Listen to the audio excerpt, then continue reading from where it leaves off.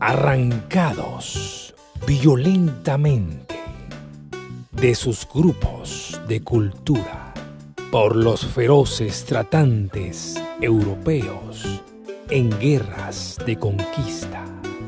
Los africanos se vieron agrupados, primero en los barrancones, en las costas africanas y en los inmundos barcos negreros, cuyo olor se sentía a la distancia por Caatinga.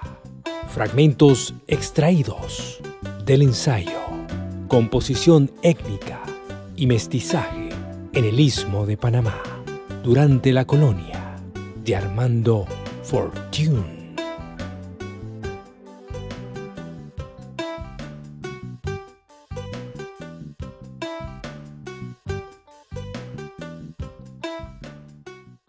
Toda esa extensa obra que tú nos has mencionado, ¿cómo fue recibido en su época, Maloney? Sí, mira, él nació en 1916, por lo que significa que este año, 1921, 16 de febrero de 1921, que significa que este año él habría cumplido los 100 años de su natalicio. Así es. En el 40, si uno resta 16 de 41, él tendría en el 40 veintitantos años, ¿no? Por ahí, ¿no? Entonces fue una época muy contaminada de políticas xenofóbicas y racistas, ¿no? Que culminó con la Constitución de 1941 de raza e inmigración prohibida. Entonces, obviamente que fue un periodo muy difícil porque Pisurno dice, por ejemplo, que explica el contexto histórico ese como un contexto en donde Panamá estaba en pleno proceso de construcción de su identidad nacional y que algunos sectores de Panamá consideraban que esa identidad nacional estaba mediatizada por la presencia norteamericana y obviamente que consideraba también que alteraba la fortaleza de la identidad nacional de la presencia de extranjeros, en este caso los antillanos vinculados naturalmente a la zona del canal y que muchos incluso pensaban que los antillanos eran prácticamente vasallos de los norteamericanos y que creían en los norteamericanos, etc., sin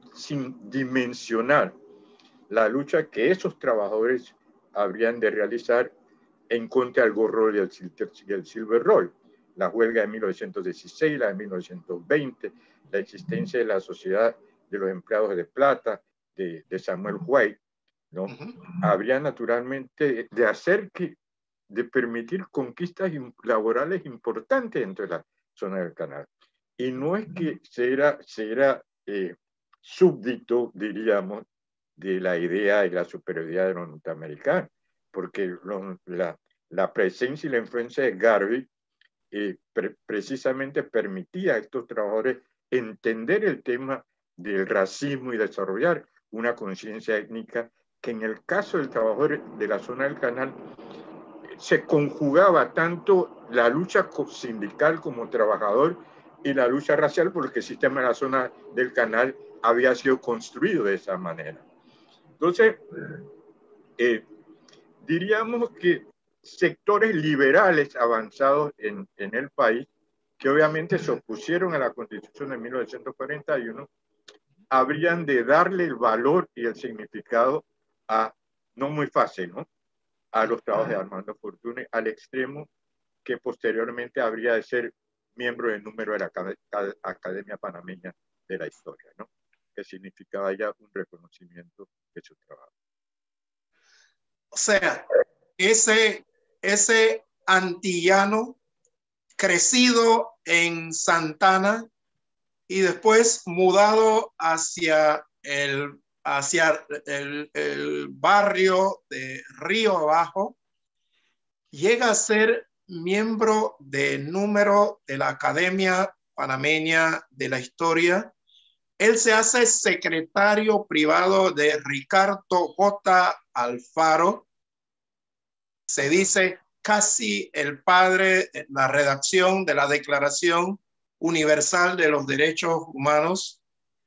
¿Cómo se entiende la figura de Armando Fortuny escalando? Porque hay que usar ese término con toda su humildad. Yo recuerdo haberlo visto un par de ocasiones y tengo la misma impresión que tú. Tú tienes una impresión, desde luego, mucho más certera, mucho más cercana, pero una persona que en la calle, digamos, para ponerlo de alguna manera coloquial, pasaría casi desapercibido.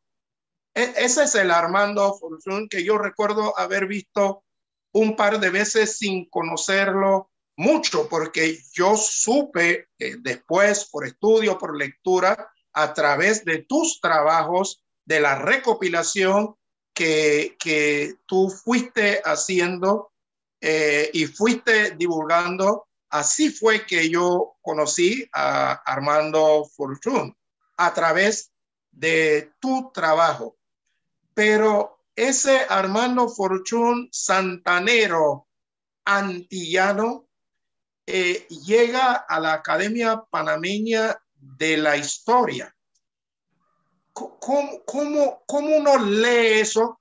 ¿Cómo uno lo lee en ese momento y cómo lo debemos leer hoy, Maloney? Yo haría una doble lectura, ¿no? Uno, que a pesar del relativo éxito que él tuvo como persona y como profesional, no sacrificó su identidad y su objetivo de vida. A pesar de todo este reconocimiento como secretario, como periodista renombrado, etc., el foco de él de lograr justicia para la población negra en el país nunca fue sacrificado. Yo tengo un texto, por ejemplo, de un discurso de él en Santana, cuando él decía que él no quería fueros ni privilegios, sino lo que quería era justicia para la población afro. ¿Y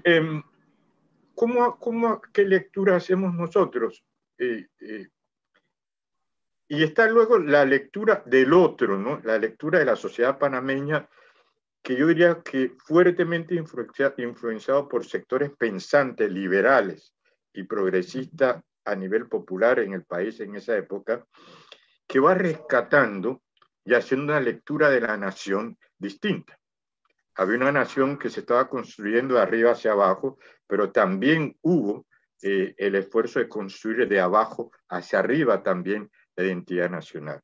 Entonces, todos los esfuerzos populares, expresados no solamente en la academia, sino en la literatura, ¿no es cierto?, habría de constituirse y ser valorado desde otra lógica en la vida del país. Creo que Fortuny entendía eso y por esto él hablaba de la creación del centro de estudios, de un centro de estudios afro, y nosotros en honor a ese pensamiento, a ese objetivo, fue que creamos por allí en el 80 el Centro de Estudios Afro-Panameños y obviamente le consagramos el nombre por lo que él representó y también por la idea de que había que darle continuidad a la labor que él había venido desempeñando.